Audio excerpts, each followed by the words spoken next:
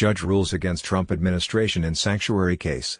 The Trump administration cannot withhold millions of dollars in public safety grants from so-called sanctuary states, a federal judge in New York ruled Friday. The court concludes that defendants did not have lawful authority to impose these conditions, Judge Edgardo Ramos wrote in his 43-page decision. The attorneys general of New York and 6 other states had filed suit against the Department of Justice earlier this year, charging the agency had improperly tacked on 3 immigration-related conditions they had to comply with in order to get grants for criminal justice initiatives. The grant conditions sought to force local recipients to share information with federal immigration authorities.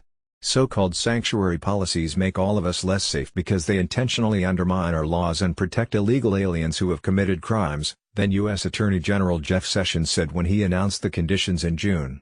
New York State Attorney General Barbara Underwood countered that, local law enforcement has the right to decide how to meet their local public safety needs, and the Trump administration simply does not have the right to require state and local police to act as federal immigration agents. The suit, which was also filed on behalf of New Jersey, Rhode Island, Connecticut, Virginia, Massachusetts, Virginia, and Washington, argued the feds overstepped, because the agency didn't have the legal authority to impose the changes. The judge ordered DOJ to release more than $29 million in grant funds that plaintiffs would otherwise use for law enforcement and public safety purposes.